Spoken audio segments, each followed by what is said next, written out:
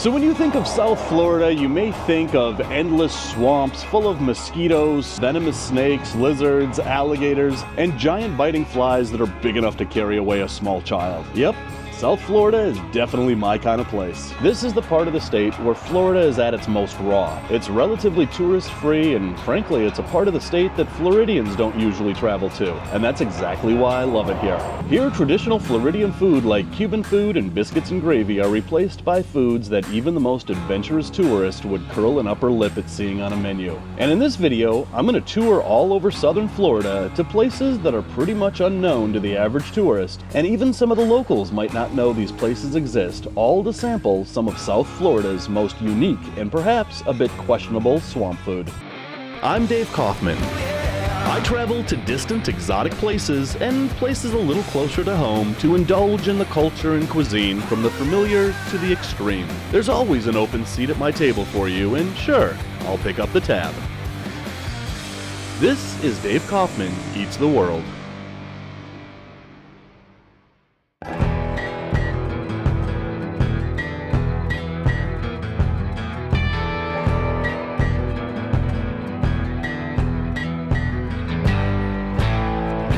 So if you're heading to the main entrance of the Everglades National Park and you want to try some South Florida swamp food for yourself, along the way to the main entrance gate, you'll pass right by this iconic place, the Everglades Gator Grill. Here they fry, grill, and cook gator and other regional foods in a minimalistic setting, but it's quick, it's easy, and it's a great place to start our South Florida swamp food tour. All right, so this is Tattoo. You're the owner of this establishment. How long has this place been here? Since 82. Since 1982, you've been serving up gator meat. Not the first couple of years. It was a different restaurant at that time. I see. But we've been serving gator for about 20 years now. About 20 years? Yeah. And where does the gator come from? Louisiana. Louisiana? Farm raised in Louisiana. Gotcha. Are there any alligator farms in Florida that do this sort of thing, or is it just Louisiana? They're in Central Florida. Gotcha. We have the gator farm just down the road here. They don't sell it for meat. Right. In Central Florida, there's a couple farms that do raise them, sell them for the meats and the skins. But you source yours from Louisiana? Yeah. Okay. So what we're going to do is we're just going to try out some gator bites here, which are just grilled pieces of gator with a gator sauce on the side. What's the gator sauce? The gator sauce is a chipotle mayo and a cilantro cream. Ooh. We make those here in-house. All right. Very We're going to good. try that. All right. And look at how minimalistic this is. I love it. You've got 4 fry baskets and a flat grill. And that's it. That's it. All right, let's try some gator bites. All right, sounds good. So the gator meat is actually white meat, and it looks red on the grill because... We season it with paprika and granulated garlic. So you season it with paprika and garlic. Yeah, and let it sit overnight before we portion it out. Okay. There's a little bit of flavor to it. All right, so here we have grilled gator bites. And basically when you have alligator, it's mainly the tail. All the meat of an alligator is in the tail. And then what they do is they chop it into chunks and they serve it up grilled with a sauce that is really kind of interesting because they kind of combined the sauces together here, which maybe they're trying to save on little ramekin cups. I don't know. Maybe they want you to experience both flavors in one. I don't know, but these chunks are grilled to perfection. They're big, they're meaty looking. So I'm gonna try one without the sauce just so I can get a feel for the flavor of the meat and the flavor of the spices without having that sauce. We're just gonna try this out. Oh yeah. So that is really meaty. It's got a nice chew to it, and it's not really tender meat. You really have to kind of chew this meat in order to enjoy it, but those spices are very flavorful, and altogether, grilled gator tail, it makes for kind of an interesting and kind of exotic meat, even though it's not really exotic. Gators are found here in Florida. But again, this gator is farm raised in Louisiana and then shipped here to Florida, where it's served in restaurants like this. But we're gonna try one with both of the sauces here. So I'm gonna get both flavors of the sauce in one. We're just gonna try this out. So that sauce is really flavorful. That chipotle sauce has a really nice bite to it, which really complements the garlic and the other seasonings that this gator is prepared with. Having tried one without the sauce and with the sauce, This sauce makes all the difference in the world. But you know, if you're watching my other channels, then you know I am really into reptiles. The reptiles really dominate my life, and to sit here and kind of enjoy reptile meat kind of makes me on the fence on how I feel about actually eating a reptile. And then I think about, well, I eat tons of cheeseburgers, and cows are farm raised, beef cattle is farm raised. I have no qualms about eating a cheeseburger. Why should I then have qualms about eating a farm-raised gator? I mean, gator is essentially a farm animal in Louisiana. They have the same regulations as beef cattle or chicken farmers. And so am I being a hypocrite by enjoying chicken and enjoying a cheeseburger, but yet have kind of an issue eating gator? And on that note, I know a lot of people that are fish keepers, but they eat a lot of fish. So, I don't know. I just kind of...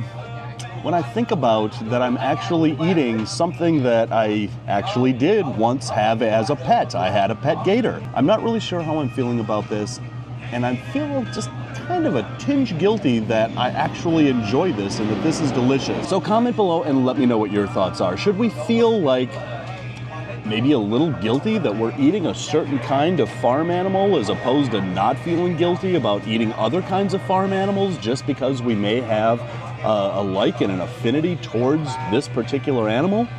It's an interesting question. Leave a comment below and let me know what you think.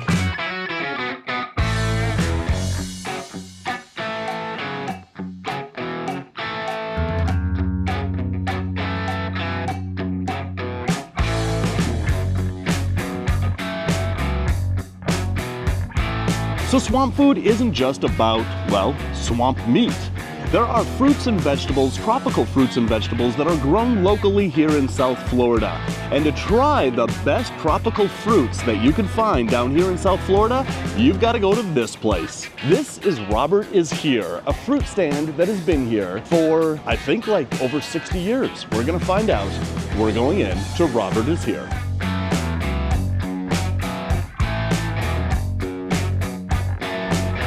All right, right here we have choke-wet avocados. I mean, look at the size of these avocados. These things are like grenades. We've got watermelon over here. Over here we've got passion fruit. Some of these kind of look like they've been living in the Florida sun for 30 years or so. Over here we've got red lady papayas. Look at, I mean, these things are just massive. I wonder why they call them red ladies. Gotta be something to do with, oh yeah, they're red inside. Over here, we've got a lovely bunch of coconuts. We've got all sorts of bananas hanging from the rafters here. Did you know that there are over 1,000 varieties of bananas? And this is one of them. But over here, we've got the black sapote, which tastes like chocolate pudding. Pretty expensive, 10 bucks a pound. So like, this one piece of fruit right here, probably a little over 2 pounds. This is a $20 piece of fruit here. All right, over here we have a cherub moya, also 10 bucks a pound, but eat when soft and it's very sweet. The problem is this is not ripe yet, so we're gonna ask if they have some that are ripe that we can try. I'm sure that they do. Over here we have guanabana, and this is 20 bucks a pound. So I like this one piece of fruit right here. That's like maybe $45 just for this. But this melts in your mouth like cotton candy, and it's virtually impossible to explain how wonderful it tastes. Lucky for us, they actually have ripe guanabana and cherry moya. Probably mispronouncing these. I'll find out how to pronounce these later, but we're gonna try these that are actually ripe. However, going back over here to the black sapote, this is very unripe. These are only edible when they're completely black. So I don't think we can try these because they don't have one that's ripe. Like, look at this one, for instance. That one's just starting to turn black. So when these turn entirely black like that, that's when these are ripe and that's when these are good to eat. These are emu eggs right here. Emu eggs are huge and green, and these are great for cooking, and the shells can be used for art. I didn't come up with that. It just, you know, says that right there. We should try an emu egg omelet one of these days. But moving on, we've got dragon fruit over here. Look at the color on that. And that's what the dragon fruit looks like, not cut in half. We've actually got sea sponges. That's what a sponge looks like directly from the ocean. And these are sponges. You use them like you would use any other sponge because they're a sponge. That is really interesting content, Dave. All right, so right here we've got fresh sour tamarind, and it tastes like a sweet tart or a warhead candy, and it's just $3.50 a bag. And what you do is you crack these open and just eat them right out of the shell, which is pretty cool. So we're gonna try this. So this is Robert Jr. Robert Sr. is right over there. This place has been here forever. I've been coming here since I've been coming to the Everglades, coming to South Florida. This place started when? 1959. 1959. Thanksgiving break of 1959. That is 65 years ago. 65 years ago, this coming Thanksgiving. This coming Thanksgiving will be our 65th anniversary. Wow. And he's never done anything else but stand on this corner. So your father right there. Yep. He's got a book out. It's called A Lifetime Looking East. The landscape's a little different now. Yeah. But 65 years ago, young Robert did not even own the land that he stood on selling the cucumbers here on this corner. Oh, wow. So it wasn't until about 1970 something, he graduated high school in 72, and just after that he was able to purchase this property. And now we look like real estate gurus with the neighborhood changing as it is. Yeah. The developers came in, they offered $25 million for our property. My dad said, get the hell out of here. See, we own 10 acres here, we own 10 acres down the road, and my dad's house sits on 15. And that's where we grow our tropical fruit. We have jackfruit, longanids, and mangoes. $25 million and you turned it down. If I offered you $25.5 million, would you say yes? No, I don't know. We don't. All right, really, good, because I don't have that. we don't really have a price in mind. We're young. We're enjoying the tradition of generations coming back. You know, everyone goes to the Keys on vacation, and they bring their families and they stay for a week. Well, on the way down, they stop at Robert is Here. They make us part of their trip. Or they're going to the Everglades and they pass right by this. 100%. Nowhere else in the country has 2 national parks. We do. Bayfront Park, Biscayne National Park, and Everglades National Park. You know, so we're at the mouthpiece of the funnel. So the name even became a stroke of genius out of pure dumb luck. My grandfather set my dad out here on the side of the road selling cucumbers. And the drivers going by must have thought he was just waiting for a truck to pick him up because he was sitting on a field crate with a couple of boxes of cucumbers. And so no sales came from the first day of business. And my grandma said, there's no way that could happen. How is it that all these travelers going to and from the national park at a stop sign wouldn't show some love to the chubby kid on the side of the road? So she spray painted Robert is Here on a piece of plywood. Robert is Here. This is the original sign right here. He sold out and walked home the very next day. The better story is that after a couple of days of business, local farmers driving past him, they see him, you know, posting up with his cucumbers. They started pulling over and giving him, hey man, here's a box of avocados. See what you can do. And so the local neighborhood old heads got behind the little 6-year-old boy, and he said for the first 2-3 years of business, he didn't pay for anything. The local guys took care of him. Wow. And now I'm buying from the grandchildren of those old guys that took care of my dad. So my mom met my dad here. My sister met her husband here, who used to work here.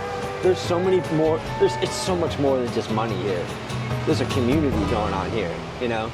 You can't sell that. Yeah. How do you put a price tag on that? So I am joined today by Annie. Annie is the one who designs all of my designs and all my merch. So we got the fresh guanabana, we've got the fresh cut cherry moya, we've got the tamarindo, and we wound up getting a persimmon. Some of this stuff I've never tried before. Some of this stuff Annie has never tried before. We are gonna start out with the persimmon. You've never tried a persimmon before, is that correct? No. That's correct. Never tried any of this. Never tried any of this. Now, what the lady told me about the persimmon is that they have to be very soft. This one is, but there's more than one type of persimmon, and the persimmon that she has us trying here can be eaten soft or firm. The other one, you have to eat it really soft, otherwise it won't taste good. She said it is like chalky. All right, so we are just gonna cut just a slice. Sliver. God, listen to that foul language.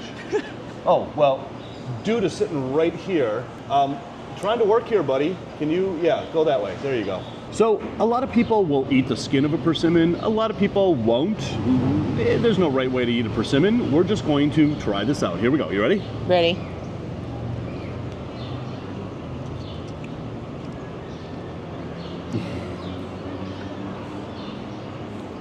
Oh man, is that good. That is so flavorful and so sweet. I don't know, there's nothing like a persimmon. There's not even anything to compare that to. What do you think? It's juicy and slimy.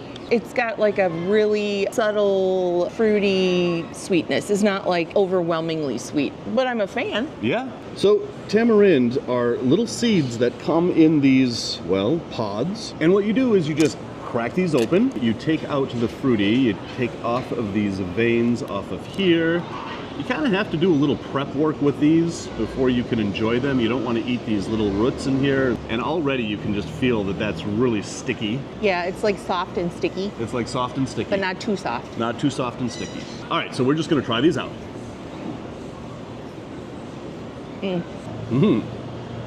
There are seeds inside. You kind of have to be careful of that because if you just bite this in and start chewing, you're gonna chip a tooth. But you just kind of suck the pulp around that seed, and it's kind of a bitter taste, actually. I know exactly what it tastes like. What does it taste like? It tastes exactly like dried slices of fruit. Yeah, they kind of have the texture of a fruit roll-up, but it's really bitter. It's not sweet at all. It's sour. I wouldn't say bitter. Okay, it's sour. Sour. But I it can see tastes sour. like an apricot. That's what I was thinking. Like an apricot. Like a dried apricot. It tastes like almost identical to dried apricot, or like a fruit roll-up, like he was saying. Okay, so I don't taste the apricot. That's kind of interesting. I just kind of taste sour, not really sweet. To be honest, raw tamarind, not really a fan. I beg to differ. It's good. It's like a fruit roll-up. It's like a fruit roll-up. All right, so I'm not really a fan of the tamarind. Let's see if the rooster is. And they're not fans either. Okay. I like tamarind. I think it's good. Even the chickens refuse to eat the tamarind. All right, so now we're moving on to the fresh cut cherimoya. All right, so as you can see, the cherimoya has huge seeds in it, so you just basically cut the pulp around those seeds. And it's kind of like cutting into a pineapple. Yeah, I can dig that. And it's, again, like a more slimy feeling fruit. All right, so if you recall the sign in there, it said, eat when soft, it's very sweet. We're gonna try this out. You ready? Ting.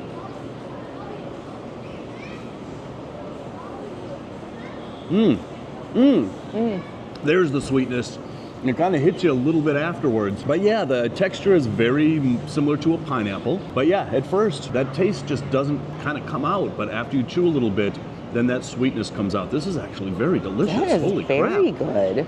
I like it. All right, so for our final fruit, we're going in for the fresh guanabana. So if you recall the videos from Colombia, we tried this fruit fresh when I was in a little town in western Colombia. This was one of my favorite fruits that I tried in Colombia. But you have not yet tried this, so I'm going to let you do the honors. All right. This is very squishy. Yep. Also a little bit slimy. This is interesting because not a lot of people will eat this just plain like this. They will make shakes and smoothies and things like that out of this. And you can see with that consistency why that is. Yeah, you need like a spoon. Yeah, exactly. Well, I do have spoons over there. Okay. So as you recall, the sign in there said that this one tastes like cotton candy. I don't recall that from eating this in Colombia. Here, could be a little different. We're gonna try this out.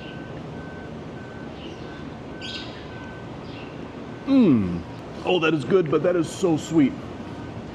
Like so immensely sweet. Almost like tear-jerking sweet. This is very different than what we tried in Colombia. I'm getting like sour and bitter Really? and dishwater. Oh, so you don't like this, is what you're saying? I don't think this tastes like dishwater actually at all, but it could be that I just enjoy the taste of dishwater. All right, so now that we've tried out some of the fruits that can be found here at Robert Is Here, learned a little bit about the history of this really amazing fruit stand, we've got an hour-and-a-half drive ahead of us to a spot that really only locals know about, and it's there that we're gonna try out maybe one of the more famous and yet, well, questionable swamp foods.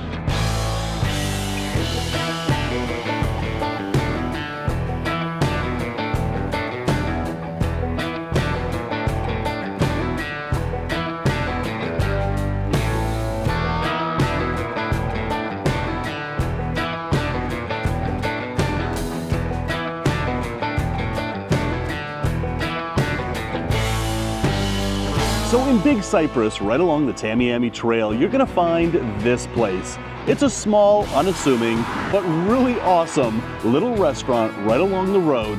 And it's in here that we're gonna try frog legs And who else knows what other swamp food they're gonna serve us in here, but let's go check this place out. This whole area was founded in 1928 as a tomato farming community. And at one time, it included a prosperous town of homes, packing houses, a general store, and a post office. And this building that the restaurant is in was originally a cattle barn, and then it became a bulk oil business. And then the gas station right next door is said to be the first concrete block building in this entire county. Well, that's kind of interesting. This restaurant opened in 1987, serving local items and displaying artwork, as well as postcards sent by well-wishers from around the world. I didn't write that. It was actually written in 2014 by the Everglades Society for Historic Preservation. See, right there. That's what I just read. And when you're here, you definitely have to go check out the men's room. The art in the men's room is yeah, all right.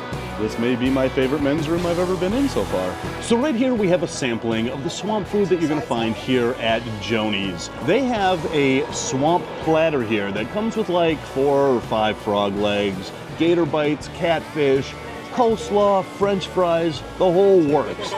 Way too much for me to eat in one sitting, so what I did was I asked for just a sampling of just kind of some of the swamp food that they would have here. So right here, we've got a plate full of deep fried gator nuggets. We've got a frog leg, well, 2 frog legs, because frogs have 2 legs and just like everything else, except centipedes. But we also got a big basket of fried green tomatoes. This is about as South Florida swamp food as you can get. But before I dig in, let's go back about 20 minutes or so and peek into the kitchen. It starts with a bin full of fresh gator meat and our frog legs that's been saturated in a marinade of oil and a secret batch of spices. Then it's tossed in a flour-based coating, which also has a sprinkling of their secret spices until the meat is thoroughly covered. And then it's placed into a colander and given a few shakes, which removes the batter buildup, and then placed into the deep fryer until it's golden brown. For the fried green tomatoes, it's the exact same process in the exact same batter. Also fried until they are golden brown and ready to eat. So we're just gonna dive in, no pun intended, and we're gonna try out the gator bites here.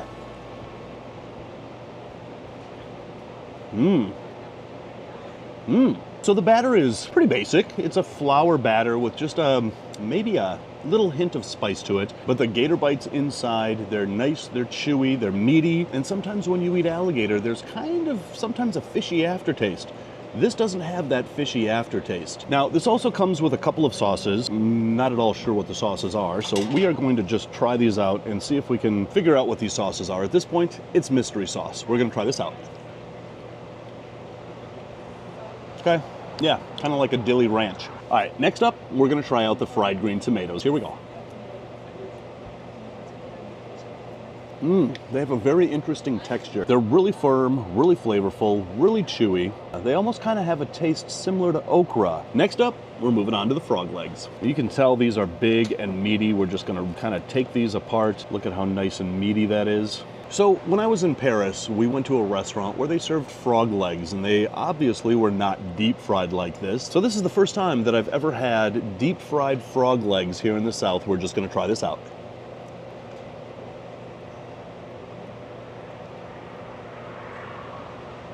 Interesting. So I kind of expected this to have kind of a fishy taste to it, and it really doesn't. I mean, a lot of people, when you say, have you ever tried frog legs? What do they taste like? What do they say? They say it tastes like chicken. And I gotta say, this really does taste exactly like fried chicken. There's no fishy aftertaste to it. It's white meat just like chicken. And if somebody showed me a picture of this and said, what is this?